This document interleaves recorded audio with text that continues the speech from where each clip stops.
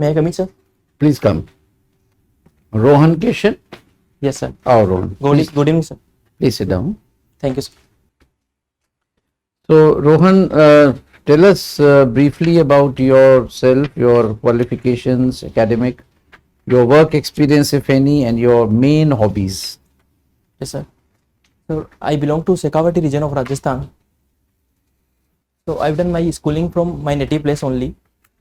After completing 12th, I went on to pursue chartered accountancy course.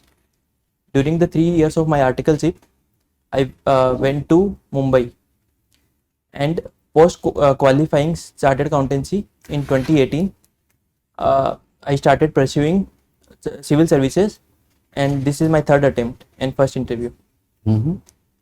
And specifically with respect to work experience, so I mainly worked in direct taxation, and during my internship there was one special assignment in which I assisted one of the member of a committee constituted by Bombay High Court in NSCL scheme.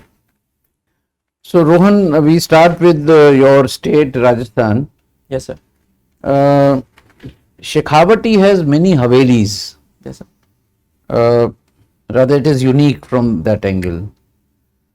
But in terms of tourism, not too much of footfall is happening in this area compared to many other regions in Rajasthan, because of which Rajasthan is so well known, in tourism sector.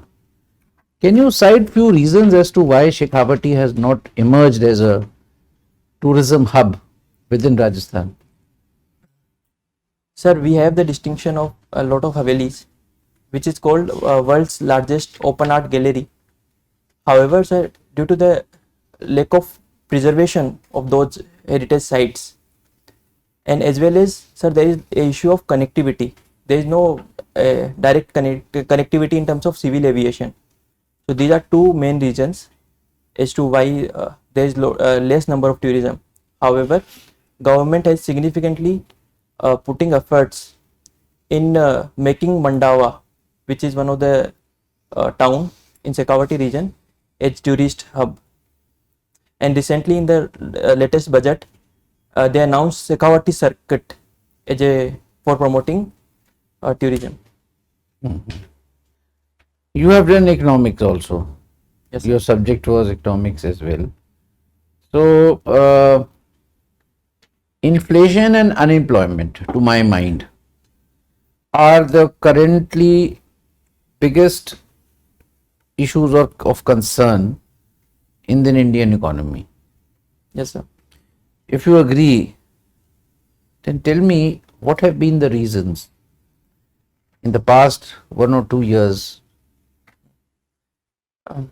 Sir, COVID-19 is a major disruptive event, because of which there is a supply side disruptions, as well as, sir, recently the Ukraine crisis, which led to rise in crude oils, as well as there is a rise in the prices of agriculture commodities, particularly wheat.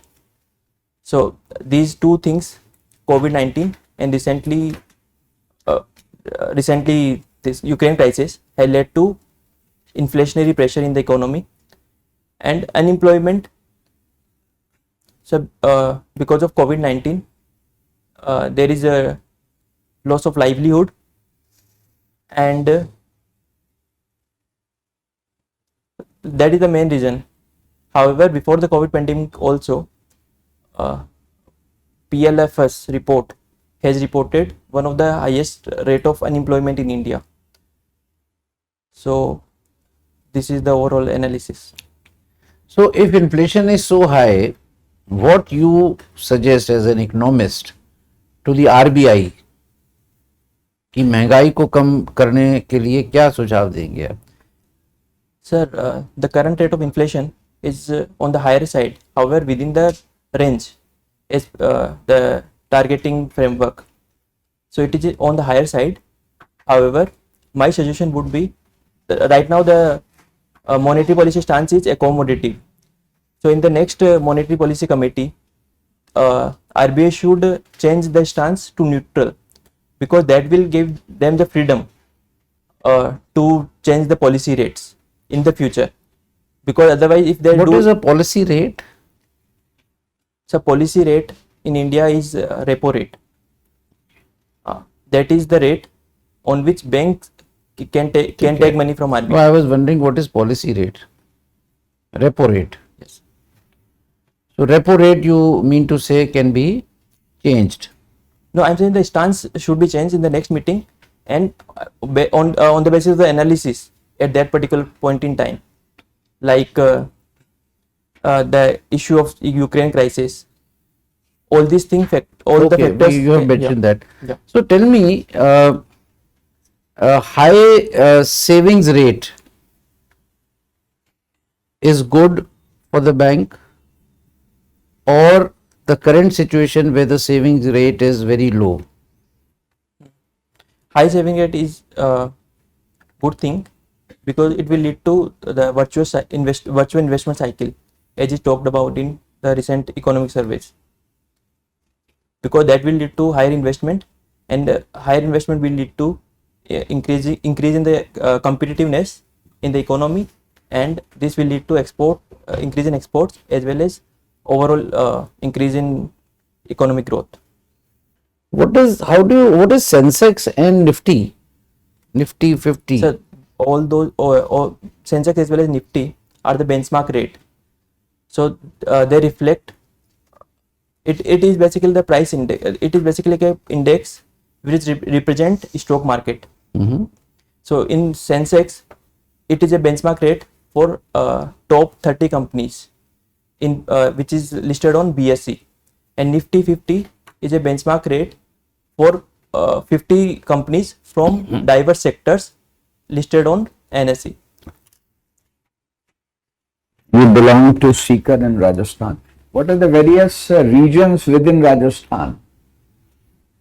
So there is this Shekhawati region, and then Marwar region, which consists of Bikaner area, and then Mewad region, which consists of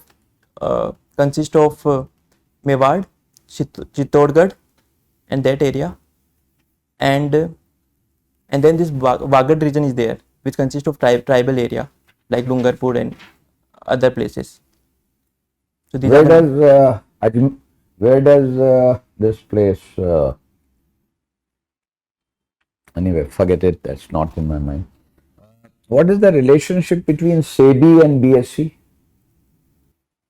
SEBI is a regulatory body which regulates all these stock market intermediaries, and BSE stock exchange therefore is regulated by SEBI. So it is basically a relationship of regulator and regulatee. Recently, these organizations had been in news, right? They made headlines. Yes, sir. What was the episode or the incident which brought BSE and actually NSE and SEBI on front pages? Yes, sir. So there were two issues related to NSE.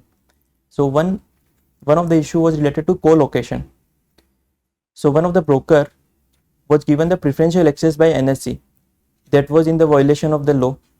And secondly, former MD Chitra Radhakrishnan is alleged to work under the influence of a yogi, and that amounts to abuse of a public position.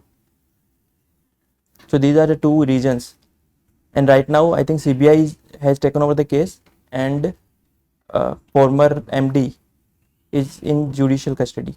What changes were introduced as far as the accounting norms are concerned after the Satyam incident?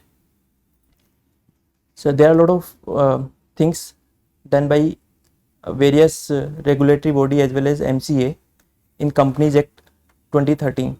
So there is an introduction of audit committee, and then there is a stringent provision with respect to independent directors, and then there is this introduction of NFRA, which oversees the functioning of ICAI,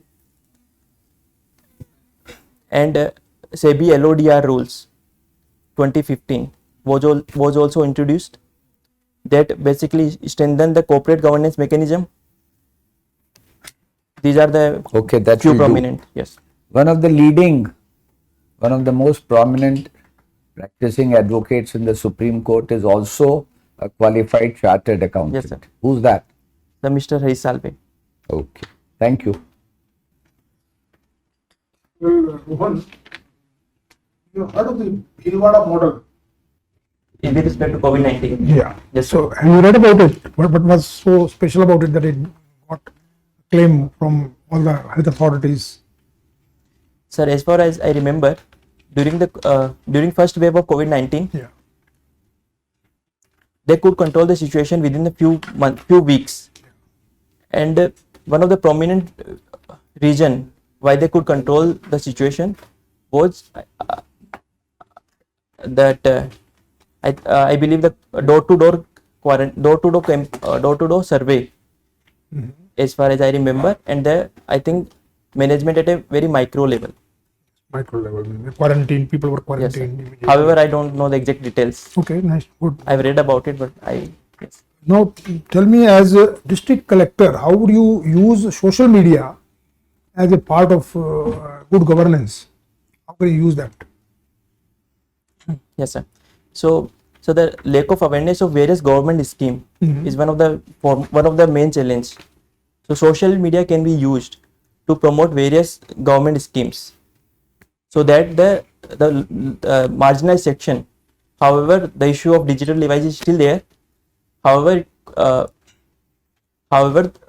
despite that, if we use social media for promoting various government schemes, that could be one thing.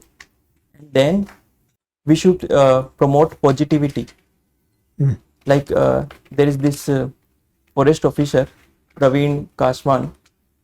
He posts a lot of social media posts.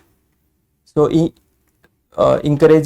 basically do a lot of awareness Okay. for environmental issues. And also now cyber crime is becoming a big problem. How do you propose to control that at the district level? Sir, in the recent budget of Rajasthan,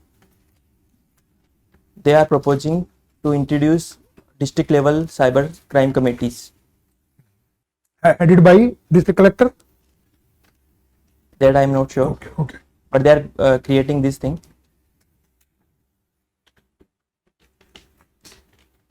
Sir, I think once that committee is formed, we need to do capacity building of police as well as awareness.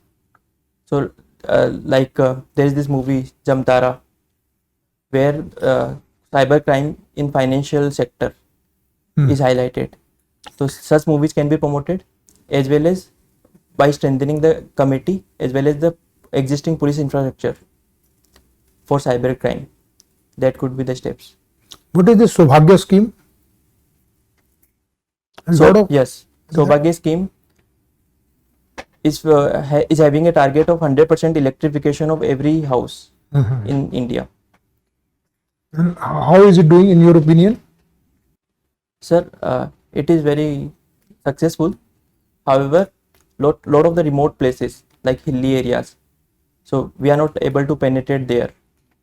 So we are trying to find some alternative models like solar or wind, by which we can do 100% electrification in all over the India.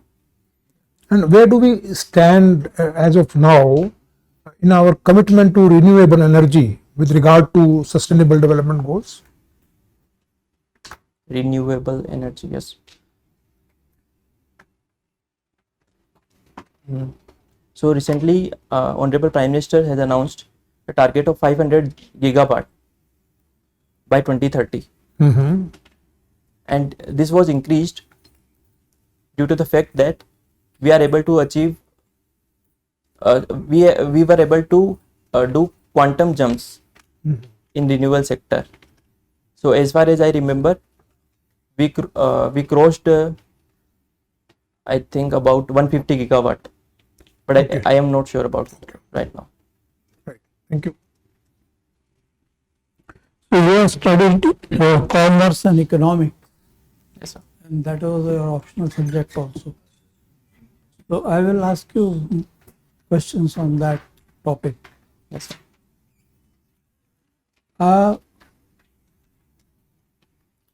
What was meant by the Hindu rate of growth?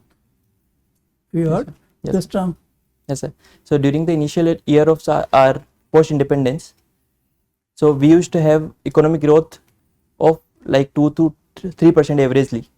So that was termed as a Hindu rate of growth. So it was said as such because, so despite lot of efforts, the rate was not increasing. Okay. So therefore it was said as such. When did that growth rate start going up, and why?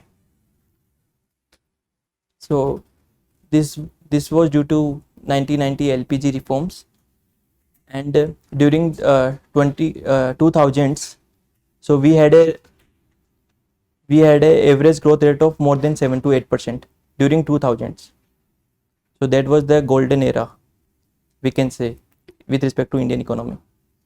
And what was the event which actually stopped it, means brought down the growth rate? Sir, global financial crisis of Yes. 2008. Yes, good. What is the essential difference between the Indian and Chinese economies? You see, till the 1970s, India and China were generally at the same level. Yes, sir. But after that, something happened in China which didn't happen here. What is the essential thing, difference? Do you study it? Sir, if I have to analyze, so they first liberated their agriculture economy from the government control. So that was their initial thing, and because of that, there is a lot of innovation in agriculture sector, which lead to lot of increase in purchasing power, and that provided inputs for manufacturing sector. However, what we have done is we have not liberated as such the agriculture sector. However, we tried to put lot of efforts on manufacturing. However, due to our English speaking youth and other talents, that led to boom in service sector. So essentially, we are predominantly a service economy in terms of our GDP. However, in terms of employment, we are predominantly a agrarian society. So this is one of the difference. Okay, good. Now, you have given foreign service as your second choice. Yes, sir. Are you following the developments in Ukraine? Yes, sir. Why did Russia invade Ukraine? So they say that Ukraine is going to be part of NATO, and that is a direct security threat for Russia. So this was the foremost reason for invading Ukraine. It is said by Russia. It is the stand of Russia that they are invading Ukraine so that they can self-defend themselves. In your assessment, Yes, sir. is that a good reason or not a good reason to invade? No, sir, not at all. Why? Sir, it is particularly harmful for Russia's own citizens. So after this invasion, they have been put under lot of economic sanctions. So they are putting their citizens on a secondary level. So which in my mind is not any nation's choice. Their people's interest should be their first priority. What has been the impact of the Ukraine crisis on India's economy? Yes, sir. So Ukraine crisis had directly led to increase in crude oil, and because we import most of our crude oil from outside to the extent of 80%, so that is going to add inflationary pressure on an economy. That is one thing. However, due to increasing the price of agriculture commodities like wheat, and that's where we have some positives. So we can our agriculture export can increase due to that factor. Thank you. So, Rohan, I'm curious to know why you are interested for civil services. Sir, the main reason for this is the diversity as well as the dynamism. So it provides a lot of challenges. So while as a civil servant, if I fight those challenges, it will allow me to grow. So that is the foremost reason. Any other reason? So that is the foremost reason, sir. Yes. Good. Okay. Okay. So tell me, how do we solve the problem of brain drain? So the straight away answer to that question is promoting startup culture, and we are doing that also. So in 2021, Indian economy has produced 41 unicorns, and that is itself a sign of stopping brain drain. Okay. And I would like to know your opinion on common university entrance test. Yes. So is it a good move, or what are the challenges which students will face? So in my assessment, it is a welcome move. However, two things should be kept in mind. The first thing is that as it's mentioned in this new education policy, that it should be designed in such a way that the coaching industry should not boom. And secondly, it should have some mechanism to give some weightage to 12th marks, 12th grades. So these two things should be kept in mind while implementing CUET. What challenges the student will face. So there is this one positive, is that the score based mentality would change into holistic development in school. And the challenges is that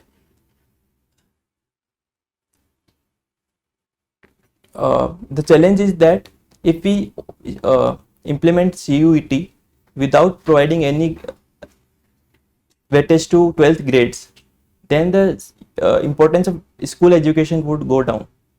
Good. That is a negative thing. I pass on to Chairman, sir.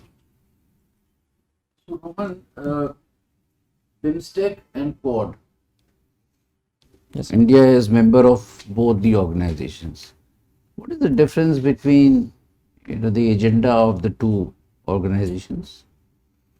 So BIMSTEC is advancing our Act East policy.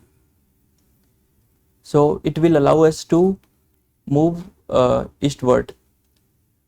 So and it also provides a platform for regional cooperation.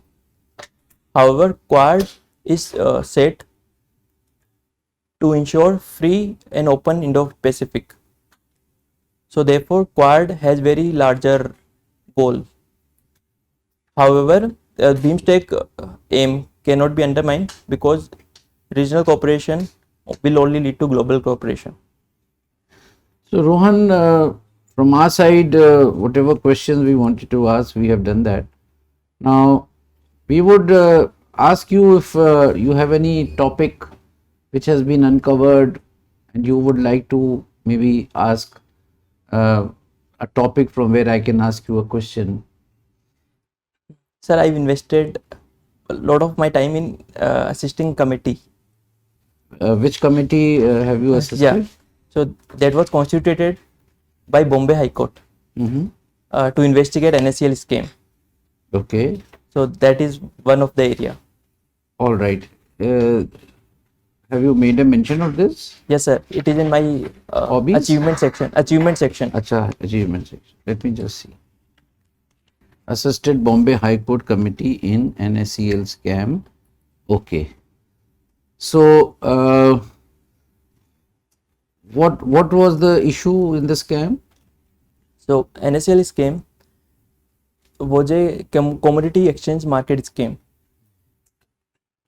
So, sir, in which there were, for the simplicity, there was 3 stakeholders. So there are a lot of traders 24 traders who used to sell their commodities on the platform in return of money. And investor used to invest in those commodities in expectation of appreciating the values of those commodities, and NSCL acting as a platform, acting as an exchange. However, because the commodity exchange works on the principle that the physical delivery is a mandatory requirement, so commodity traders used to deposit their goods in an NSCL designated warehouse. However, when the investor asked their money back, that the NSCL found that there was a stock which was of either absent or of poor quality. So this was the issue, and which led to payment default of rupees 5,600 crore, which is even bigger than the Harshad Mehta scam. So it is the exchange is primarily based in Mumbai. It happened in 2013. So has Bombay High Court given its verdict on this?